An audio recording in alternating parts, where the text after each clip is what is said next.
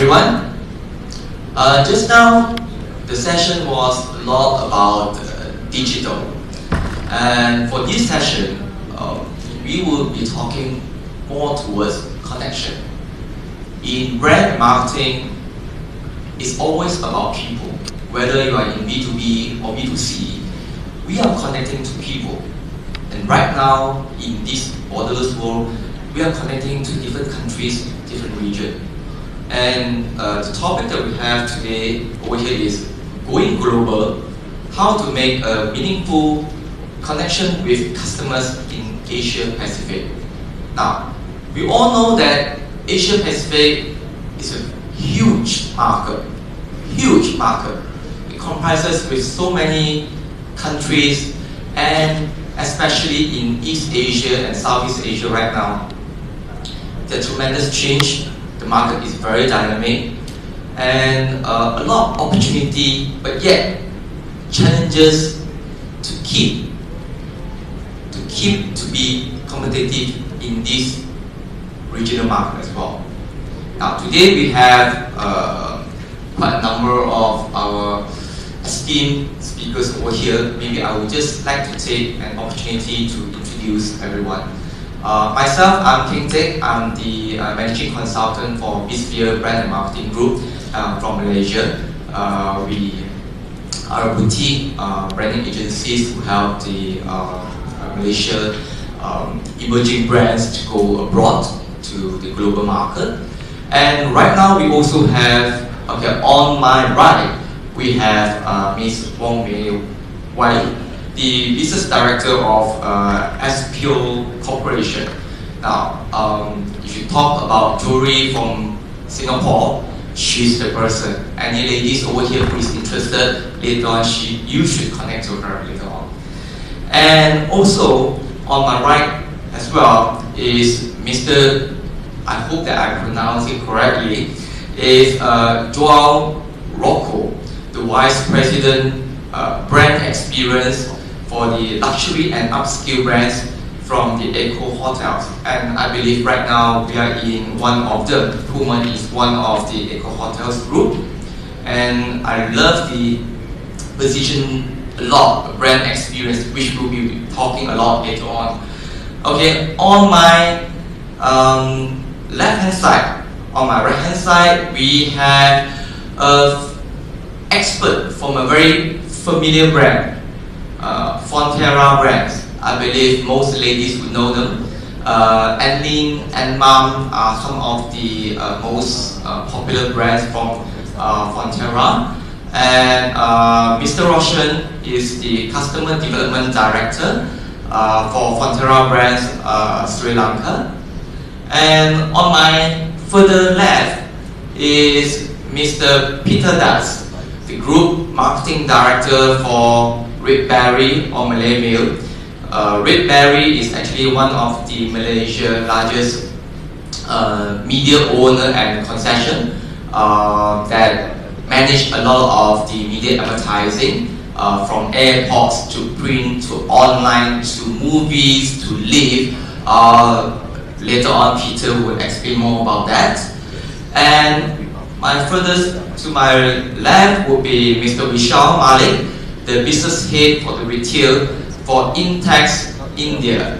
I'm very happy to know him this morning that Intex is actually producing a lot of very smart gadgets, including the smartphones, some other appliances and so forth that you should get yourself one. And one interesting things I know that they sell, if I'm not mistaken, almost a few 100,000 units of handphones in a month. 3 million in a month. Imagine that. Okay, that's how big they are. Now, coming back to the topic, which is how to make a meaningful connection with customers in Asia Pacific. Asia Pacific, as I mentioned just now, the East Asia, including Southeast Asia right now, the market is very, very dynamic. From the consumer perspective, a lot of them are trying to adapt to the changes. Now, the lifestyle is changing. They need to actually adapt to the new lifestyle, and then they change again, and then adapt to new one, because the world is moving too fast for them. For all those digital guys over that side, they make things so fast for us, the consumer, to actually adapt ourselves. And for B2B, there's so much new opportunities, and as well as too many of the challenges right now, because we need to be more competitive in how to reach out to the customers in different regions. But we have to have so many strategies. Which are the right strategies to connect to them? Maybe I will start to let our Mr. Vishal to talk about how to connect to the customers in Asia Pacific. Your company have a diverse products. You are one of the major players in India, and right now is expanding to globally. I heard that you are going into the Sri Lanka, you're in Nepal, and you are also going into Spain. So maybe you could share some insights. How should we actually connect to people or customers in the Asia Pacific? Thank you very much. Good morning, everybody. Just to touch base on, like, we have been seeing that in a big market and even a diversified market across. And I was just hearing in the morning that every 20 kilometers you walk, the language changes in India. So it's like, so you can see the diversification of itself in India. Being into the customer connect, I personally feel that Global Village is now becoming a reality nowadays.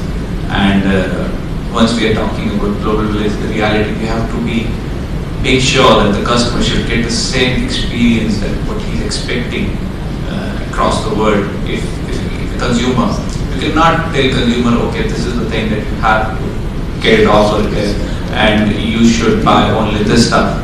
I think we have to give him the best in terms of technology. Being your company, what we're talking about, that we try to give the best in terms of technology. Either we are the brand which has we launched smartwatches in India, and we have been able to give customers the technology at the best price. So, first the question that I'm going to again is that how to connect with the customer. See, very basic thing that we feel that you have to connect to the customer the way we would like to connect other companies to be with us. And in a similar manner, I feel that customer is human, so everything which we are giving it to him. I'll take an example from across the world. There are almost 7.5 billion population across the world.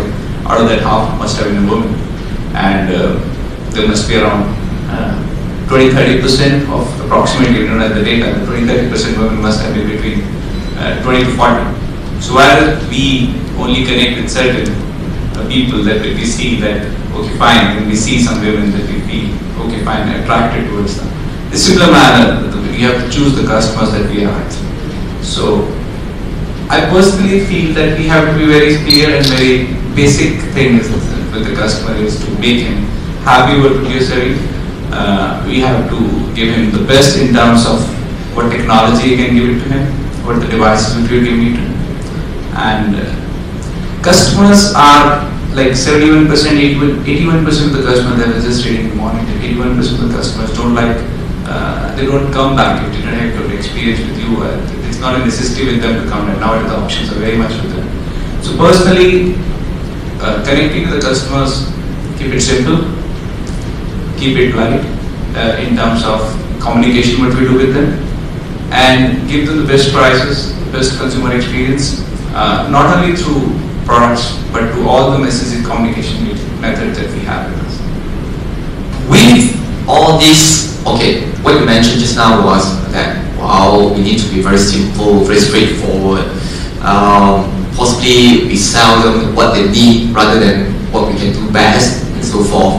Now coming to that, then let's link it back to some more of the luxury goods, jewelry.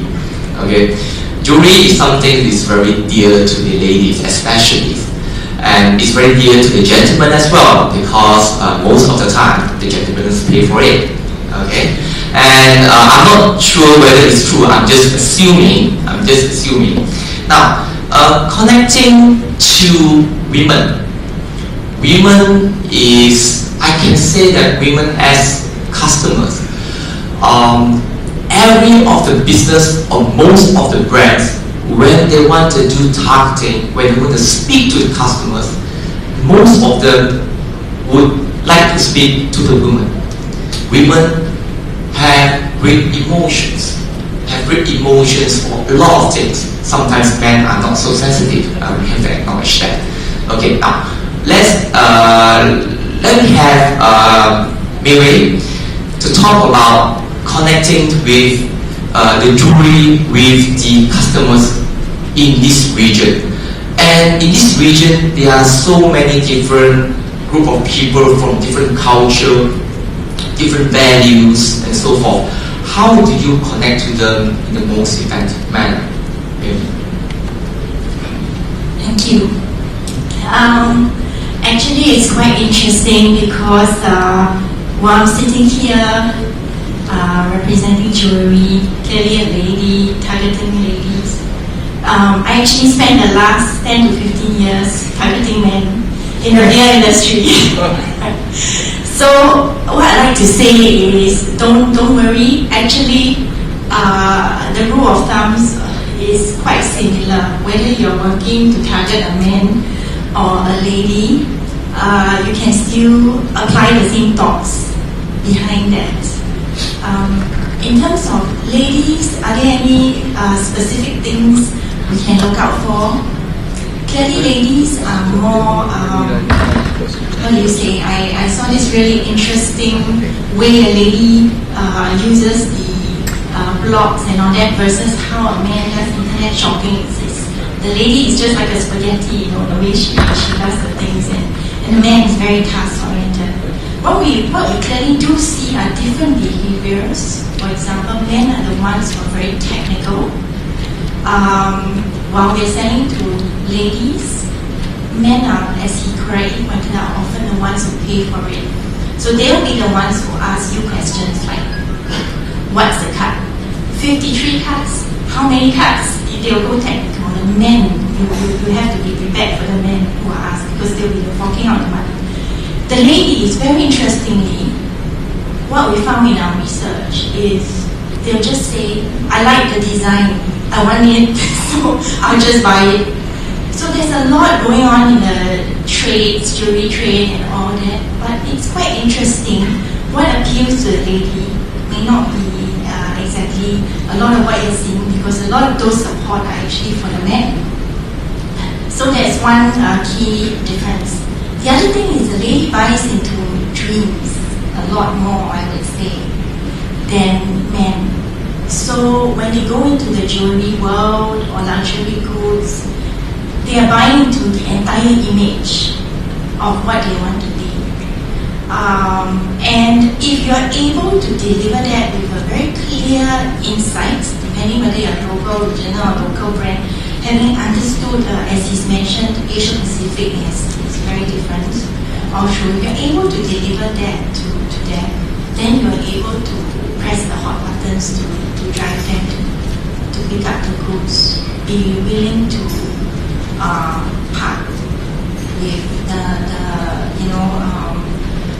the money to purchase the luxury goods. And of course, the entire experience allowing you to deliver that is every single touch point has to be consistent, because especially young ladies and the millennials nowadays, if you have, for example, you get your shop right, you get your products right, etc., and you missed out, as our first group has said, the digital part, when they're going to go in and do their research, and you have something that is not congruent with what the brand is, they'll pick that up. If you talk to many young girls, ladies in the 20s, they're able to have long conversations with you about brands that to them are authentic and not authentic. So that, I think, is a very key challenge for marketer today. As the first group has said, understanding all the different touch points and ensuring we deliver the promise right through. Thank you very much. Maybe you mentioned a lot in terms of how men thinks, how women thinks, men more technical, and women just like spaghetti. I think the figures like spaghetti. Then the touch points, every touch points have to be noted, has to be managed, and so forth. Now, and it's also that about the who is influencing who to buy. If we're talking about that. Now, beside me, we have Fonterra. Okay, buying. For me, I'm a father. Okay, of two. Basically, buying formula milk. Okay, is it decision for me, my wife, or my children? Okay, connecting to the customers. It's not only who buys, it's also who consume, both. So with this who buys and who consume, how do you connect to them? But we have limited resources, we can only say so much to them. Okay, in connecting to them, and especially in different regions, what advice will you give in terms of connecting to your customers and also the people who buy and differentiate from the people who actually consume in that sense? Thanks, Henry. So just starting off with how the day started in terms of it's an ever-changing world out there, and this particular region will play a big role or is currently playing a very big role. Like if you take how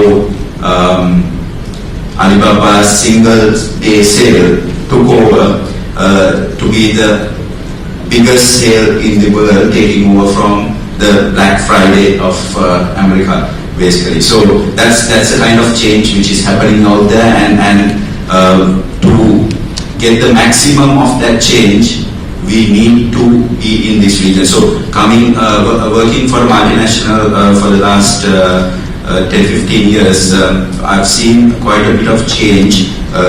Before I come to your question, just to touch upon in terms of going global, how we first looked at it was, by the way, Fonterra is a New Zealand-owned company. We are the biggest exporter of dairy in the world.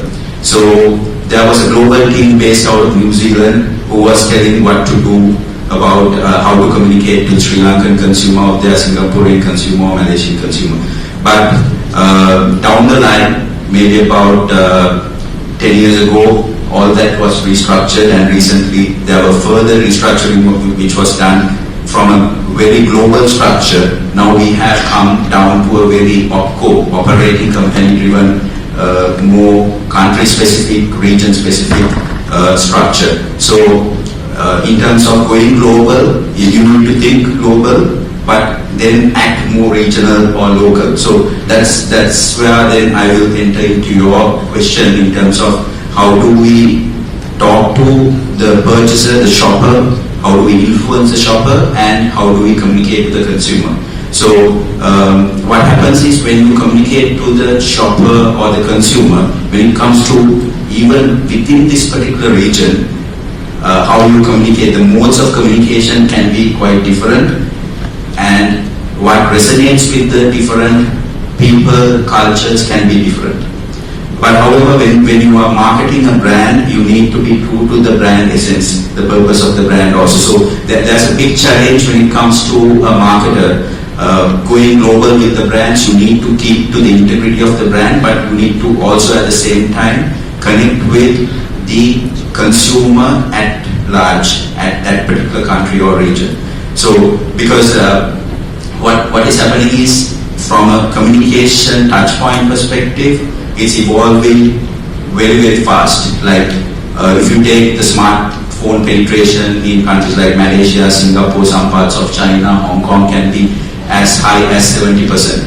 Whereas, however, if you take countries like Sri Lanka, where I come from, it is still around 20-25%. So how do you communicate to through these kind of touch points. So it will be very, very important to have very clear communication touch points through digital media in Southeast Asian markets, like what I just mentioned. Whereas when it comes to other more developing markets, it will be more through above the line or grassroots level activities.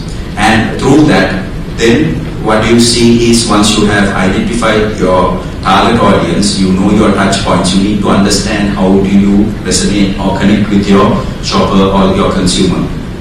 You mentioned about Anlene. Anlene, the purpose of the brand is to help the aging population of the world, or 35 plus women out there, to be mobile, to create awareness about need to take care of themselves, especially from a bone perspective, calcium. However, how that message is taken across Singapore, Thailand and Sri Lanka will be different. And the values or what motivates ladies across some of these markets could be different. Singapore is a much more of an individualistic, progressive kind of society. So therefore, we would talk more of a working woman perspective, how it would help her to be agile, to be on top of the business world out there. Whereas when it comes to Thailand, it could be more from what you call cosmetics perspective, how you look. So while you being mobile, how that could help you to look good out there. From a Sri Lanka perspective, it would be more driven from a family perspective, how important it is for you to be mobile, to be there for your family in your old age. So still the message is the same, but you connect through different insights which would resonate with different parts of the region or different countries through different touch points. So that's where it's very, very important for you to understand your consumer insights, which resonates at different kind of regions, and how do you connect with the consumer at the right touch points, as you mentioned. Thank you, Roshan. What I can get from Roshan is that in going global, as mentioned previously, what most of the global brands would do is that there will be a global direction. Then this global direction will go to the respective countries, and respective countries would actually use this direction and just localize it. But the scenario has changed right now. The concept has changed. The market has changed, whereby I believe that it is the global values that need to be sustained, as what you mentioned, what you stand for. But then, in terms of branding, how it will work, it will be based on what the locals want. And usually, brands would focus on how can I, from this country, bring my brands out to the others. But right now, what I can see is that the focus should be how can we bring in the brands, meaning that you have to look from that market itself, how to bring in this global brand into the market from the perspective of the local people. I think that is very important. I think that's what Roshan has been mentioning about. Yet, it's quite simple. You say that, well, we target this, saying different, using different messages towards for different countries and so forth. But in communicating out, there are so many ways. There are digital ways. There are so many medium. How much resources do you have? We only have limited resources to reach out to our customers. And there are so many media platforms. Peter, media, your area, maybe you can share some light with us. Before I start, can I ask all of you just to close your eyes and think of your 16th birthday. Think of your 16th birthday. I'll come back to that later. Just think of it first. Long time. Yeah, long time. For me, many, many moons ago. You can't. Yeah, okay. See, I'll come back and explain why I asked you that later. But before I go on, can I ask, how many of you here buy newspapers? Can you raise your hands, please? I'm sure your hands are not heavy, so you can raise. Okay. Look at yourself and look at your age. Sorry. I have to be very, very clear about this, because then I can tell you the direction the email is taken. Okay? Today, we are all very clear. I have 2 grown-up boys in my house who are men. They don't buy newspapers. They don't. And if I ask you, if you all have teenage kids around here, I am sure you will tell me they don't read newspapers. Am I right or wrong? Huh? You sure? Okay, the general survey says so. So if the survey says so and you say I'm wrong, then I've got to blame the survey, not myself. Okay? But it's a fact, all over the world, newspapers are dying. You have read in newspapers, how many newspapers internationally have folded? Okay? So it's a fact. So Millennium, which is the oldest for the Malaysians here, which is the oldest Malaysian English UAE, 1886, oldest. We decided 2 years ago to embark on digital. How to embark on digital? We came out with a subscription drive. Very simple, a subscription drive. We used 2 partners, Huawei and Samsung. We sold our subscription, newspaper subscription, for 288 ringgit and 538 ringgit. This only the Chinese will understand. Why 288 and 538? Okay. This is across borders. We are talking about connectivity. Why 288 and 538? Okay. Now we sold subscription, 1 whole year of newspaper subscription delivered to your house for 288 ringgit or 538 ringgit. For 288, you get a Huawei phablet. For 538, you get a Samsung phablet. Okay, 1 year of newspapers and 1 ringgit a newspaper. We sell 361 days in a year. 4 days we go off. The public holidays, 4 days we go off. 361, you're getting for 288. So what came free? The phablet. Now on the phablet, we install the digital paper, the e-paper. Okay? And we didn't install 1. We installed 4 digital papers. The Millennium, the Oriental Daily, which is in Chinese, the Sinar Harian, which is in Malay, and the Makal Osai, which is in Tamil. We didn't know who was going to read what language, but we installed it. We put up 50,000 subscriptions and we sold in 3 months. Obviously, they didn't buy the newspaper. They bought the phablet. Okay? But the fact is, today, out of 100,000 newspapers that we print and we sell, we have 1/1,000,000 readers on our e-paper. 1 million over. And that is building. And that, not only that, we have also embarked with other partners. We have embarked with Celcom to give out to all Celcom subscribers free e-papers. To all ESCO subscribers, free e-papers. Now that's the angle we have taken, is to increase our digital value. Why? Because, as all the earlier group and now also, we track. The moment you open your e-paper, we track you. We know you. Simple, isn't it? And also frightening. Am I right or wrong? It's a convention that we have, but in a year from today, we can differentiate all our leaders. A year from today, we can.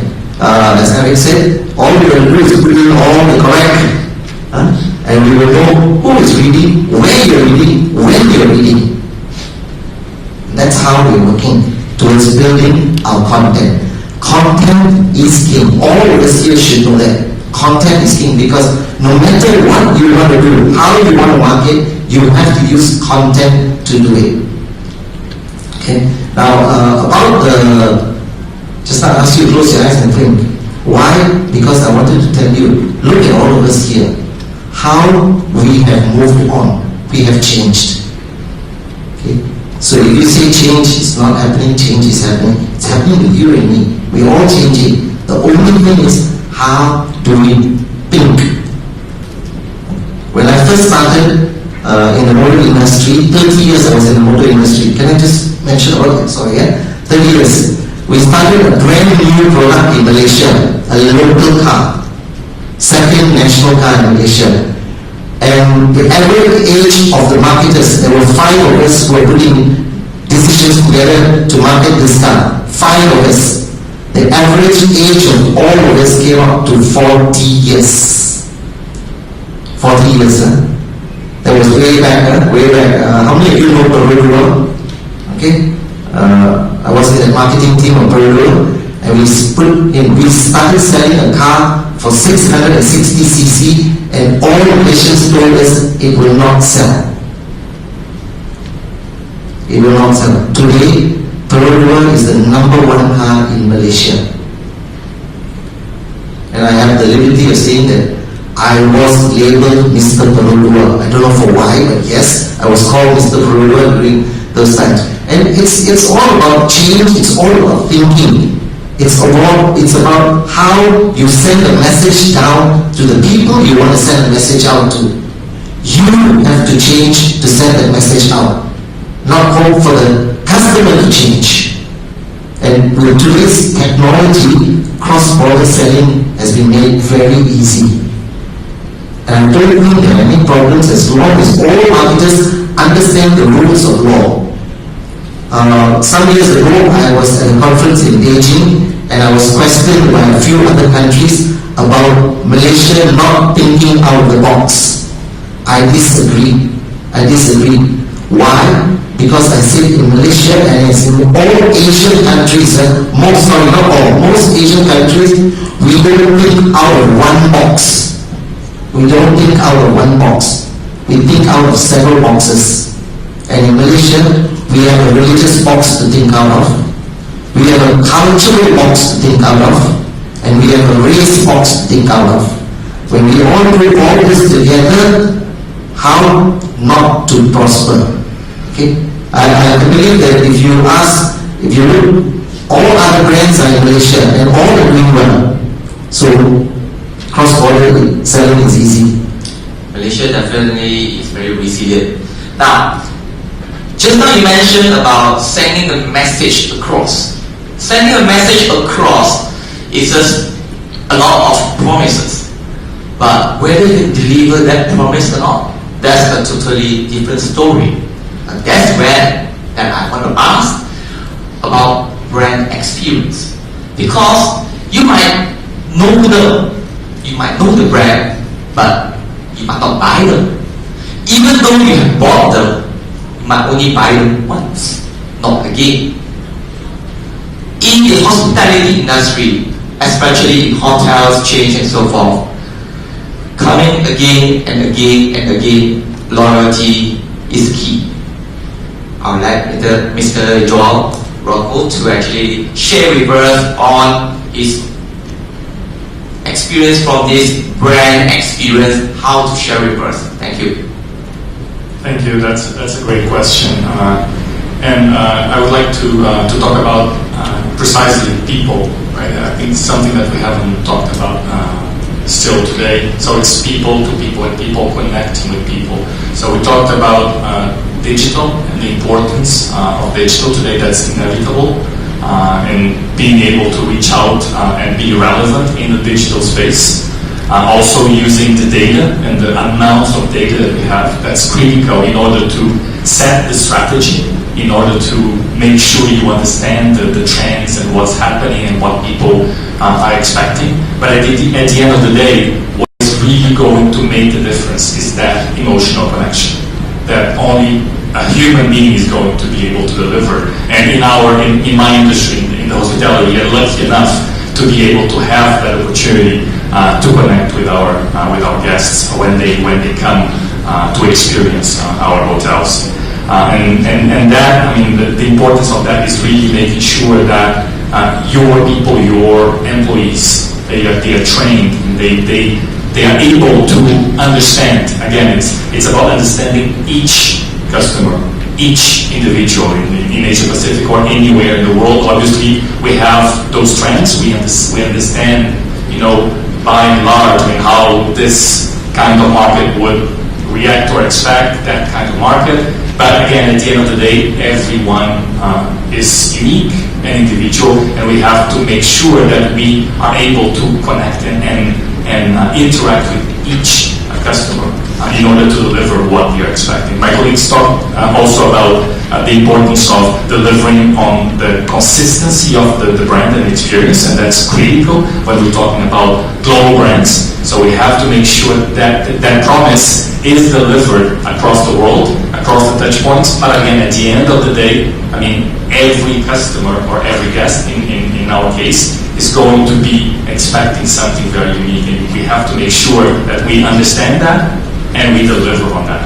So I would like to share with you two programs or two things that we do in order to help with that. So one is a program that we call Cousu Main, and Cousu Main is the word in French for tailor-made. And so we have this program that we use for our Sofitel brand, which is the luxury brand of Accor hotels. And basically, this is a training program that all of our employees go through. The idea here is really, we have all of the standards that need to be in place. So all of those things that need to be consistent. But at the end of the day, you need to go beyond that. And you need to understand what is important for that person in front of you and deliver something from your heart. And that's the whole idea of Cousu Main, is going beyond the standards, is going beyond what is expected, and doing a little thing, something that is going to be very, very small, but it's going to be very important or make the day of a guest. And so we have been implementing that for the past 3 years for Sofitel globally. We have a lot of following.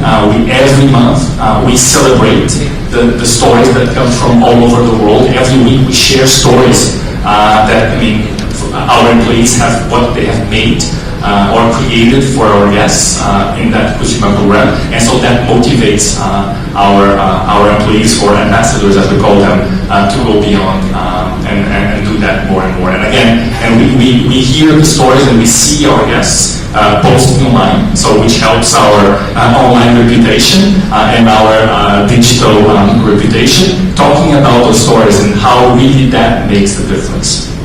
Another thing that I wanted to share is we are using today a tool that's called Local Measure. It's a digital tool that helps us actually listen to the conversations that are happening while guests are staying in our hotel. So what they are posting online while they are at the hotel. So everything that's public. So we are actually monitoring and listening to that, which gives us an opportunity to interact with them digitally or in person, whatever is more convenient. And again, understand, what is their experience, what they are doing, and deliver something that is going to be special for them while they stay with us. So this is how we mix the digital world and the technology in order to create something very special, very specific in the real world. And again, for me and for us, this is really what ultimately will drive loyalty and will drive guests back to our hotels.